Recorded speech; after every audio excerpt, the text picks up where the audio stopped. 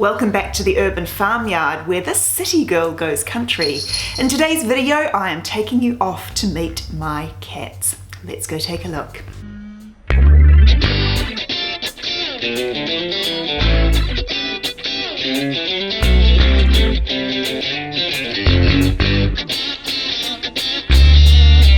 Hi guys, well if you have been watching my channel for a little while now, you possibly will have seen my video about meeting my 50 cats. 50! That's right, over 50 cats.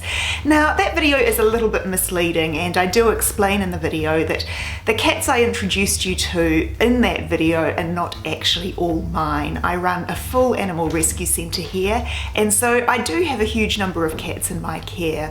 Today though, I'm taking you to meet the cats that are permanent members of my household. We're going to do the first half today and the second half in another video. Let's go meet them. Okay, first up we have SANSA. SANSA is probably about 3 or 4 years old. She is a Scottish short hair who came from a friend of mine who breeds this particular variety of cat. Now, wee SANSA was one of her own breeding cats, and she had a number of litters of kittens, but my friend Alicia chooses to allow her girls to retire really young so that they get to spend the majority of their lives in a pet home. Now, SANSA ended up coming to me because she is extremely nervous, and I also have her litter mate Barnaby living with us. So Barnaby and SANSA started out life together, but unfortunately Barnaby turned out to be super confident and poor wee SANSA turned out to be extremely nervous. So I will insert footage here. You can see the day that SANSA arrived, I went and popped my hand in the cage and she absolutely panicked. She was beside herself. So this is our wee SANSA girl. She is a lot more confident now, which is amazing. Next up we have little Jasper the dwarf. Now Jasper was one of the little kittens that came into the rescue about a year ago, and he was a tiny little thing with a deformity. He hasn't grown properly at all, and he's missing a bone in one of his legs, which you'll see in the video Meet Jasper the Dwarf. He has ended up staying with us because I wasn't too sure what his life expectancy was going to be, and I didn't want to risk placing him with a family and having him go through a lifetime of health issues. It has ultimately turned out that he is actually quite healthy. He's doing fairly well, aside from having the remnants of cat flu which he caught at a really young age, and he's a delightful little creature, albeit a very small one. He's fully grown and he's only 1.6 kilograms. Next up we have our Isabella. Hi Bella girl. Bells. Bella. So Isabella is a ragdoll Burman cross who I adopted about 6 or 8 weeks ago. She came in with her sister Gina, who is also a ragdoll Burman cross. Now these girls were pet store babies that were adopted by a local family as little kittens, and unfortunately they developed some behavioural issues, which is something that I specialise in. I do like getting to the bottom of behavioural issues. The particular behavioural issue we had with these girls is spraying in the house, and interestingly, since they've been here with me, we have gotten on top of that and they aren't spraying here. We do have the odd instance where someone doesn't like the look of the litter tray and they choose not to use it, but aside from that, these girls are doing really well. Hey Bella. Good girl. Alright, let's go over and see her sister Gina. So Gina is a seal point ragdoll Burman cross, and hopefully we'll be able to see her eyes. Are we going to open our eyes?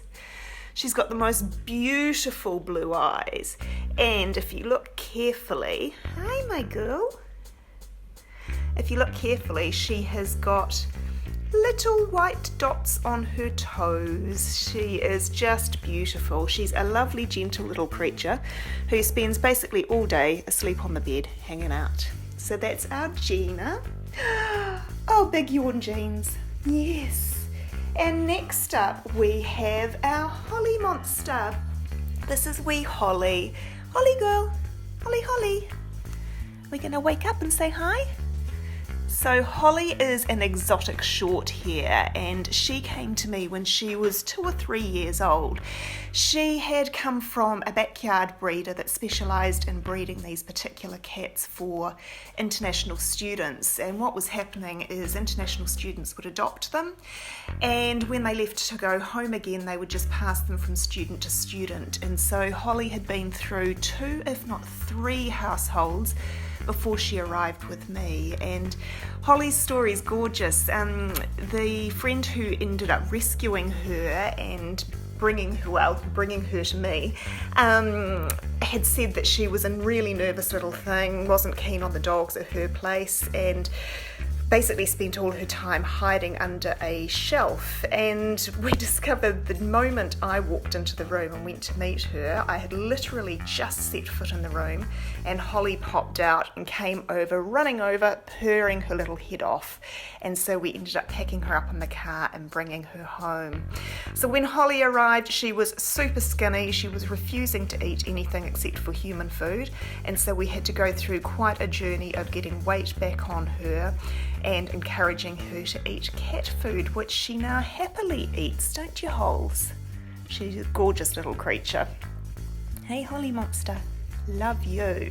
All right, let's see who else we can go and find. Next one is our Luca. Luca is another boy who came to me with behavioural issues. Hey, Luca, Luca, puss, puss. He loves sleeping in the sink. This was nice and clean until he went and plonked his filthy paws all over it. So Luca is a rag doll. He is about 12 years old, and he was a stud cat for a breeder. And when he was retired at about the age of 3 or 4. He was adopted by a local family, and unfortunately, after the family had a baby, Luca was not very happy and he started peeing in the house. And so he's another one of my little ones who's come to me with behavioural issues that we've been working through. He is an older boy who's starting to lose a lot of the colour around his face, and he's really just started to slow down in the last few months or so. He does still go and spend some time outside, but certainly on cooler days, now that we have reached autumn, he's spending a lot of time inside with me and a lot of time asleep in the kitchen sink. So this is our Luca.